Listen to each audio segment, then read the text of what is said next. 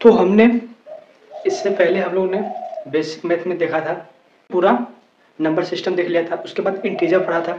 Integer हम लोग सब उसका पार्ट देख लेते, सब टॉपिक देख लेते। अब इसमें हम देखेंगे रेशनल नंबर। तो आप लोग को रेशनल नंबर पता होगा, नहीं पता है तो इस वीडियो में आपको पता चल जाएगा। तो रेशनल नंबर क्या होता है आप लोगों ने कहीं पढ़ा भी होगा, सुना भी होगा। अगर रेशनल नंबर पता है आपको, यानी रेशनल मतलब रेशनल नाम क्या है आपका यहाँ पर, रेशनल।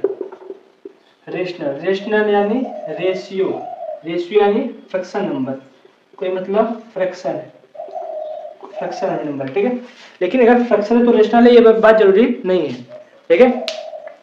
तो क्या होता है रेशनल नंबर, तो ये देखते हैं डेफिनेशन के साथ।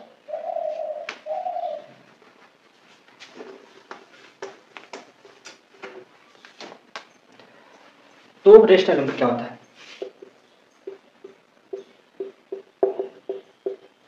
रेशनल नंबर क्या होता है, रेशनल नंबर क्या होता है।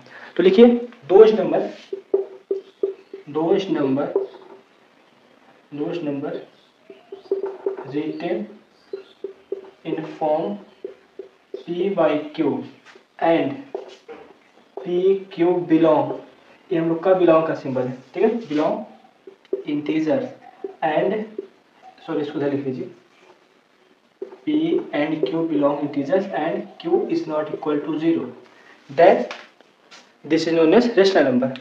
एग्जाम्पल आपको हो जाएगा 1/2, 3/4, 5/6, 7/8, कुछ भी, ठीक है। 7/8 आप कुछ भी लिख सकते हैं रेशनल नंबर। ध्यान दीजिएगा, अगर आपको रेशनल नंबर लिखना है किस फॉर्म में, p by q यानी फ्रैक्शन फॉर्म में। अगर फ्रैक्शन लिखना है तो क्या करना है, फ्रैक्शन को हम लोग रेशनल नंबर नहीं बोल सकते। अगर हमको p by q के फॉर्म में लिखना है रेशनल नंबर, तो आप कुछ भी ले लीजिए, a b कुछ ले लीजिए, लेकिन नीचे आप जो भी डिनोमिनेटर लेंगे तो जीरो के अलावा कुछ भी ले लीजिए, जीरो के अलावा कुछ भी लेंगे तभी वो आपका रेशनल नंबर होगा। लेकिन जब डिनोमिनेटर जीरो हो जाएगा, आपका डिनोमिनेटर जब जीरो हो जाएगा तो आपका रेशनल नंबर नहीं होगा। ये आपको बात याद रखना होगा, ठीक है। चलो इतना तो समझ में आ गया कि अगर कोई भी नंबर है p by q के फॉर्म में है और उसका डिनोमिनेटर जीरो नहीं है तब वो क्या होगा, हमारा रेशनल नंबर होगा, ठीक है। अब आगे आते हैं, तो इससे आपको समझ में आ रहा है, अगर हम लोग कोई नंबर लिख दे 2, देखिए इसके डिनोमिनेटर कुछ नहीं है, कुछ नहीं मतलब हम लोग नीचे क्या ले सकते हैं, वो लगा सकते हैं, ठीक है। तो मतलब हम लोग का ये सब भी नंबर यानी इंटीजर्स भी क्या हो सकते हैं, रेशनल नंबर हो सकते हैं। तो यहाँ से पॉइंट बन के आता है, इंपॉर्टेंट पॉइंट है कि all integers are rational number, all integer are rational number. क्योंकि इंटीजर में नेगेटिव भी नंबर आते हैं, पॉजिटिव भी आते हैं और जीरो भी आता है। तो यहाँ पे क्वेश्चन बनता है, क्या जीरो रेशनल नंबर हो सकता है? आपको पता है तो कमेंट करिए, नहीं पता है तो देखिए, इसको स्क्रीनशॉट ले लीजिए, मिटा दे। तो क्वेश्चन क्या है, क्या जीरो रेशनल नंबर है कि नहीं है? तो जीरो हमारा रेशनल अगर होगा, अगर जीरो हमारा रेशनल होगा तो इसको p by q के फॉर्म में हम लोग लिख सकते हैं। अगर नहीं होगा तो हम लोग नहीं लिख सकते हैं। तो पहले बात समझ लीजिए कि जीरो हमारा रेशनल नंबर है, हम लोग का शून्य रेशनल नंबर है, yes this is rational number. क्यों है? क्योंकि जीरो को हम लोग 0/1 लिख सकते हैं, 0/2 लिख सकते हैं, 0/3 लिख सकते हैं, 0/100 कुछ भी लिख सकते हैं।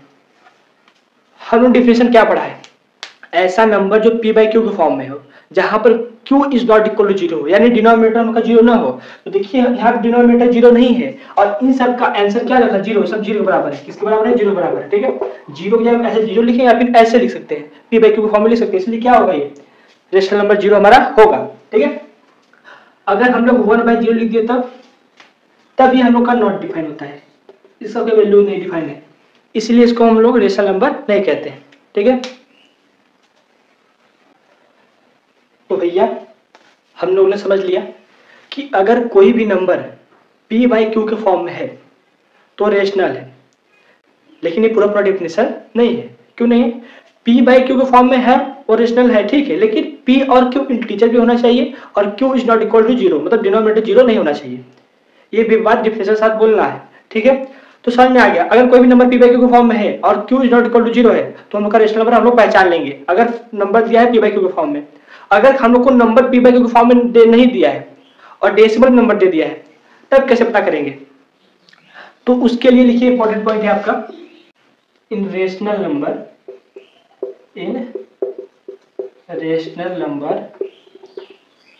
digit are repeated and terminated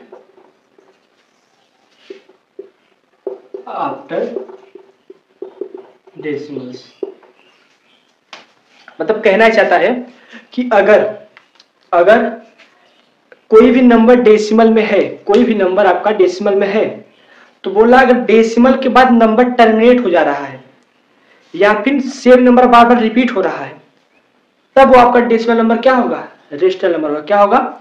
rational number होगा। तो चलिए देखते हैं, जैसे एग्जांपल आपका हो जाएगा 1.25, 2.635, डेसिमल के बाद 1 digit, 2 digit, 3 digit, 4 digit, 5 digit, 6 digit जाने के बाद नंबर रुक जा रहा है, उसके आगे नंबर नहीं जा रहा है, टर्मिनेट हो जा रहा है, पूरा कट जा रहा है, तब वो आपका क्या होगा? रेशनल होगा। और क्या हो सकता है? डेसिमल के बाद नंबर बार बार सेम नंबर बार बार रिपीट कर रहा है, तो उसको क्या बोलेंगे? Rational number. ठीक है, इसको हम लोग लिख सकते हैं 1.3 के ऊपर बार, जिसके ऊपर बार लगा है वो नंबर बार बार आएगा इनफाइनाइट टाइम्स। ठीक है, ये भी हो सकता है रेशनल नंबर 1.25, 25, 25, 25, 25, इसको हम लोग लिख सकते हैं 1.25 के ऊपर बार। ठीक है, अगर पैटर्न फॉलो कर रहा है 25, 25, 25, 25, तो ये लोग क्या होगा? रेशनल नंबर होगा। ठीक है, अगर ये भी नंबर हो गया कि 1.625, 625, 625, 625, हमको ये नहीं कि एक ही नंबर बार रिपीट होना चाहिए, नहीं, बहुत सारे नंबर होंगे, जैसे कि 235, डेसिमल के बाद 235, 235, 235, ये नंबर चल रहा है, तो ये क्या होगा? रेशनल नंबर होगा। तो ये भी हम लोग को अच्छे समझ में आ गया। अगर आ गया है तो वीडियो को लाइक करिए, शेयर करिए और कमेंट करिए कि भैया समझ में आ गया। अब हम लोग रेशनल नंबर में कुछ क्वेश्चन देखेंगे। तो क्वेश्चन किस प्रकार का है, तो ये आप लोग बता देंगे इसमें पहचानिए रेशनल नंबर कौन सा है, और हम लोग देखेंगे कि डेसिमल को हम लोग फ्रैक्शन में कैसे बदल सकते हैं, डेसिमल को हम लोग फ्रैक्शन में कैसे बदल सकते हैं। तो चलिए कुछ क्वेश्चन की मदद से हम लोग रेशनल नंबर का टॉपिक खत्म करते हैं, चलते हैं फिर इरेशनल पे।